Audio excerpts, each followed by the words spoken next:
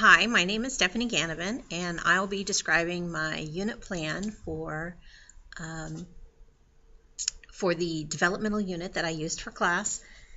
This is, it starts out with a comparison to some state standards for the developmental psychology unit, and we took the state standards as a district and based our district objectives and district curriculum off of the state standards for Kansas. And as I took those district standards, that's what sort of drove my unit to begin with.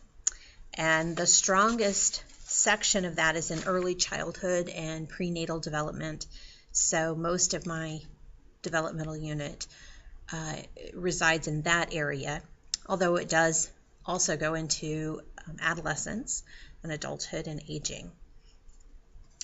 Looking at the end like we've been talking about in class, where's the end product that you're looking for? Most of the time I can kind of tell in class as we are having our class discussions whether students are catching on, whether they are understanding what it is that we're talking about. But sometimes I need some formal assessment to really gauge whether or not they have mastered all of the objectives. So I use a daily, it's almost like an exit ticket, but just more of a summary, a closure to the lesson. So my daily closures are either a multiple choice quiz that was over the material that we talked about that day, an open-ended question to give them some writing experience in class where they have to write and describe what it is that we discussed that day. And I also do some fun activities sometimes to change it up. Toss a ball around the room, and each time you catch the ball you have to say something that you learned about in class that day, or what it was that was the focus of that day's lesson, and talk about it in review. The kids like that they never quite know what kind of day it is, whether they're going to have a quiz, whether they're going to have to write about it, or whether we're going to be tossing a ball around. So I kind of keep them in suspense for that, keep them on their toes, and they tend to pay attention a little better. But I do try to do a daily assessment of what it is that they learned that day. Each day in my class is driven, the discussion is outlined in a PowerPoint format. I like to use PowerPoints as a visual, although we don't just read the screen, write it down, and then move on. The PowerPoints are more of a guideline as, here's the topic area, or here's the information, and then the application and analysis of that is in the class discussion. I'm an elective. I teach Psych 1.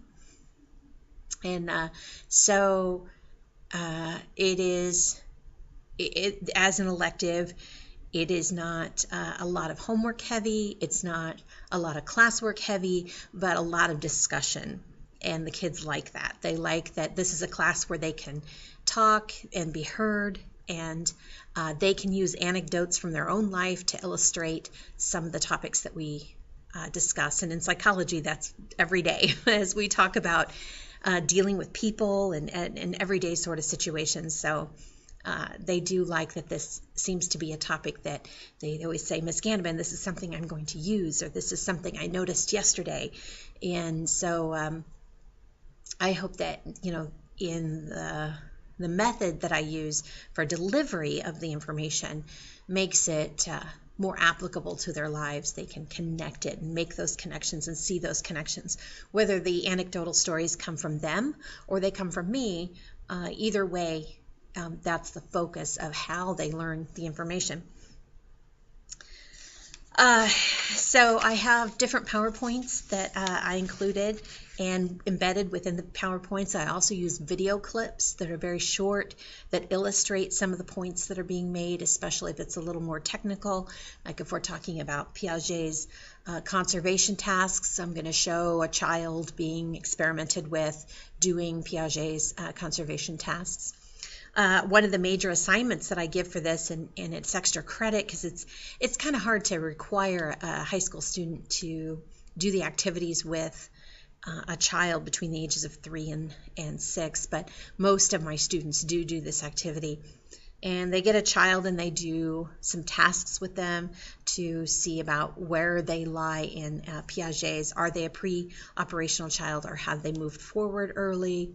And a lot of the kids get really creative, and some of them will do Piaget tasks with a child that is like 4 or 5, and then they'll test an older child in that same family that maybe has some learning disabilities, maybe an autistic child or a Down syndrome child, and make a comparison of their cognitive skills and how they developed, and why is it that the older child, is performing at the same level or even lower as the younger child.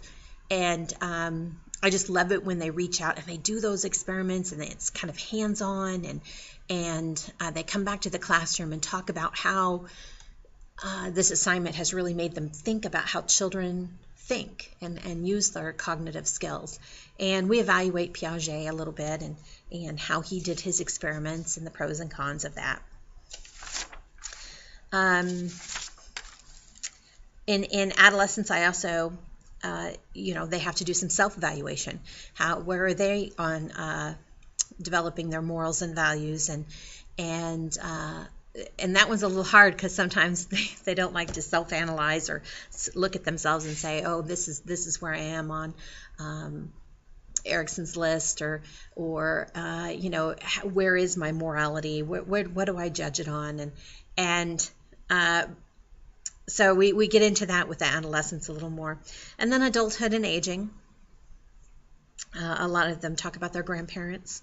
I talk about my parents and some of the issues that come up with that. And I have PowerPoints for each 3 of those sections. So I break it down into 3 sections for the developmental unit: prenatal and early development, adolescence, and then adulthood and aging. And we kind of chunk it into 3 parts for the unit. My class periods vary. Sometimes they're 45 minutes, sometimes they're 90.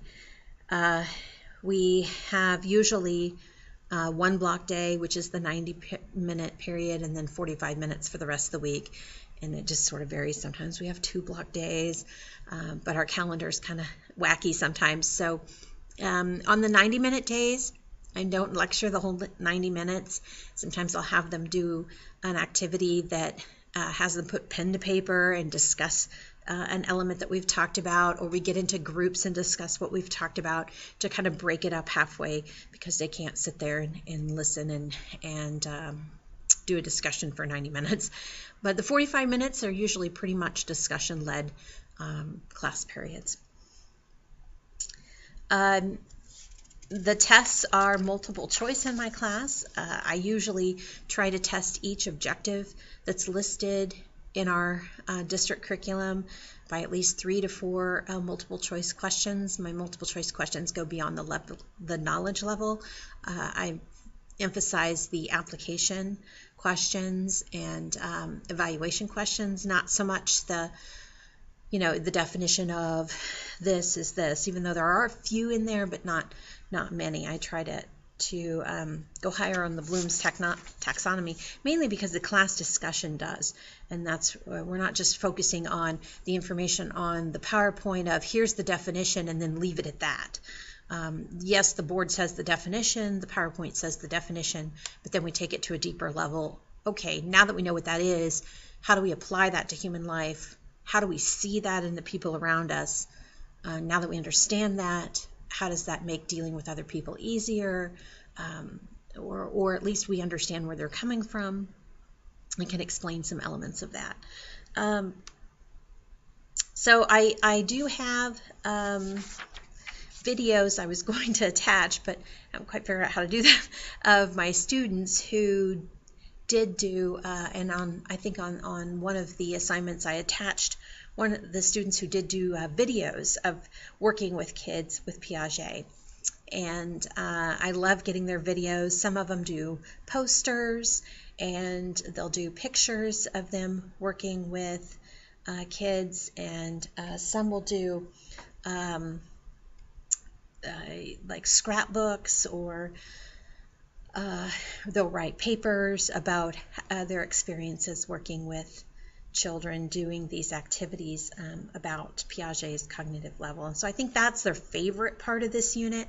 And I like this unit a lot. It talks, it really explains how children develop, and unfortunately some of my kids in here are becoming young parents. As a Kansas City suburban school, we do have those issues of early teenage pregnancy, and I'm amazed at how much the kids don't know about prenatal development and child rearing and things like that they just didn't get good examples of, or maybe their own parenting examples were lacking. And so this is an opportunity to kind of fill in those gaps. And I've had some students tell me that they think this unit will make them a better parent. So beyond the objectives, beyond what on paper they're supposed to learn, to me that is a bigger impact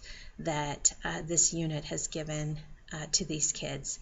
And I think sometimes the bigger picture can be more important than what's on paper. Although we accomplish what's on paper, but that bigger picture of making them better parents and better at understanding small kids and how people grow and how we learn.